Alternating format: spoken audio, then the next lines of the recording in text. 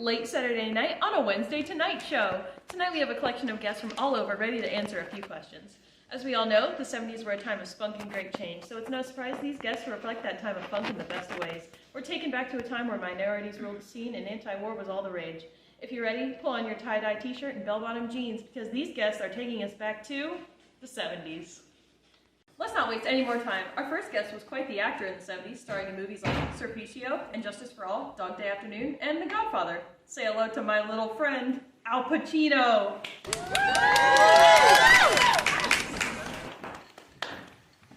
Welcome, Al. We're so thrilled to have you here tonight to enlighten us a bit about what it was like to be one of the most successful actors of the decade. Can you tell us a little bit about yourself before we begin with the questions?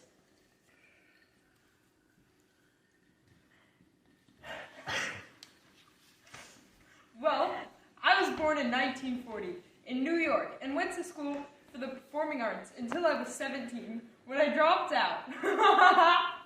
After that, I did school at HB Studio and did different types of theater things.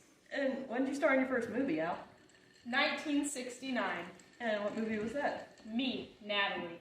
No, that's all good and well, but we're talking about the 70s here. So what was your first major movie in the 70s? That would be Panic in Needle Park. It was my first leading role. So that was in 1971, which is just getting into the decade. What was it like moving forward? Well, that's the performance that got me sort of recognized, one would say. Obviously, the following year, I starred in The Godfather, which has blown up like crazy, and thrust me into the spotlight in a sense. You know what I mean? I do, yes. Anyways, after The Godfather, I starred in a few more movies in the 70s, including Serpico and The Godfather Part 2. I had a good couple years there, and kind of dropped off in the second half of the decade. So you got a couple lame years there, eh? Yeah, I guess so. Not sure I'd bring it up. And what have you been up to since the 70s? Okay. Well, I didn't stop acting through the 80s, 90s, 2000s, 2010s, and now I've been taking on different roles. After that drop-off in the 70s, I came back into the limelight in Scarface in the 80s, and did a lot of productions in the 90s for sure. That's awesome, Al. You've clearly been quite the icon for sure. Thanks so much for coming in. Of course. Clap.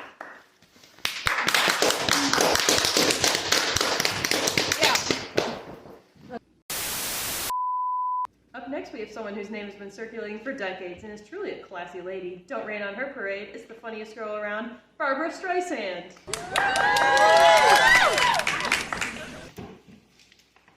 Good evening, Barbra. It's good to have you here. Good evening to you as well. To you as well. Thank you for having me on. Of course. We're so excited to have someone like you here. Are you ready to tell us a little bit about being an actress in the 70s? I sure am. Wonderful. But first, why don't you tell us a little bit about yourself, Barbra? All right, I was born in 1942 in New York. All throughout my life, I knew I wanted to be an actress, so you can imagine how thrilled I am to be where I am today. After doing some singing in nightclubs and things like that, my talent was starting to get recognized, and I eventually starred on Broadway in the 60s for I Can Get It For You for Wholesale, released a few albums, which then picked up for the role of Funny Bryce in Funny Girl in 1968. That's really just the beginning of it for you, wasn't it?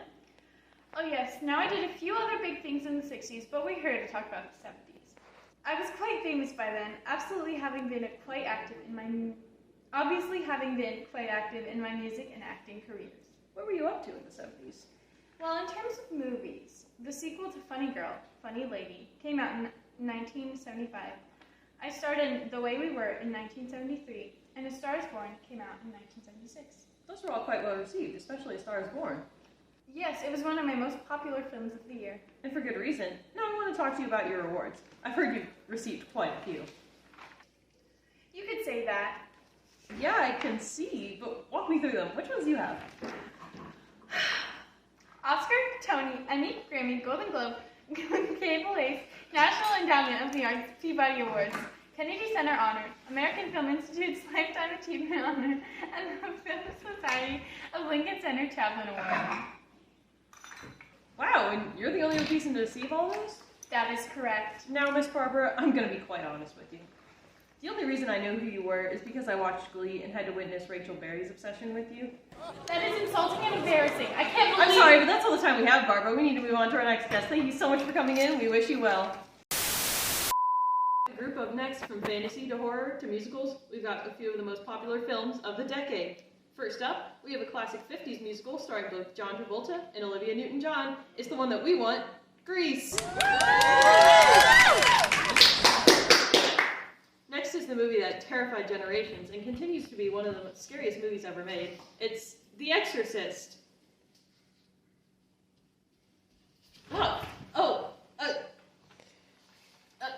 Hello there. Please have a seat. Finally, we have the movie that unsettled people enough to stop swimming for a while. We're going to need a bigger show. It's Jaws! I believe that's everyone, so let's begin getting to know each of our guests. Let's start with Grease. Tell us a little about yourself, Grease. It sure is swell to be here. I came out in '78 and grossed $366.2 million in the box office, making me the third highest grossing movies of the decade. That's quite the achievement, Grease. And what about awards? I was nominated for 10 awards and won 5. Among those 5 being the Golden Screen, the National Film Registry, the Oyster Film Hall of Fame, and the People's Choice Awards. Good gravy, Grease. You've been busy. I do what I do. Up next, we'll move on to Jaws. Tell me a little about yourself, Jaws. I was released in 1975 and grossed $476.5 million in the box office. Now, your awards are quite abundant. Can you give us a quick summary? I have been nominated for 20 awards and I won 15. Some of these being Golden Globes, Grammys, and Oscars, as well as others. Awesome. Thank you, Jaws. We're going to move on to... hold on. Where's Phil? Oh, no! No, Phil! No! Ah!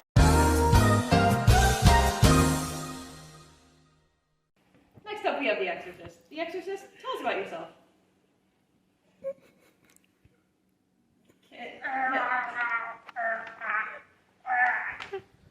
Oh, okay. What about awards?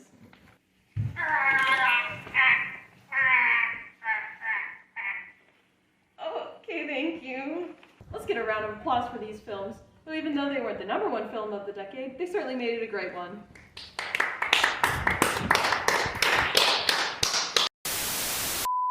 Finally, we're at our #1 film of the decade. It's one of the biggest franchises ever, and even today has the most dedicated fandom I've ever seen. It's a marvel it was so popular in the 70s, considering all the anti-war talk. The force is strong with this one. Introducing Star Wars. Tell us about yourself, Star Wars. Hello there.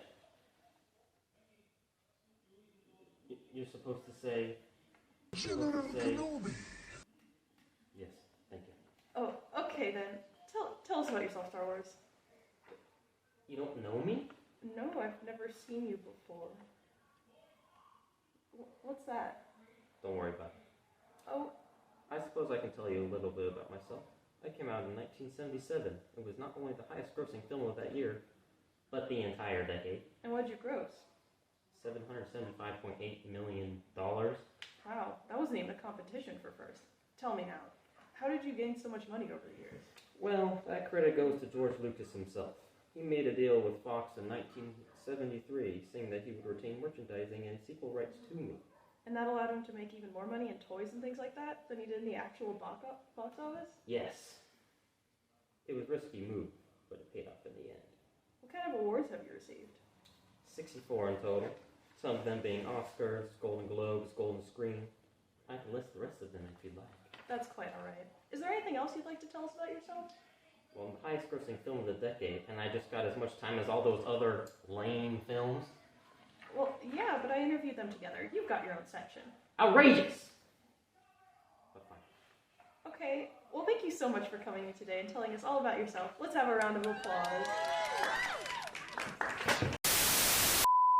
Up next, we have the absolute legend that directed many, many movies in the 70s and was quite active in the 60s, 80s, and 90s as well. He directed The Godfather and The Great Gatsby. It's Francis Ford Coppola.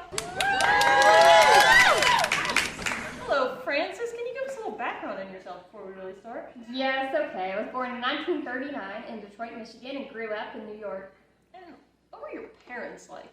My mom was an actress, and my dad was a musician and composer. Now, what about school? I graduated with a degree in drama from Hofstra University, and I did graduate work at UCLA in filmmaking. Wow, UCLA. Nerd. Nothing. Anything else we can do about it? I also trained Roger Corman. Oh, that's interesting, I guess.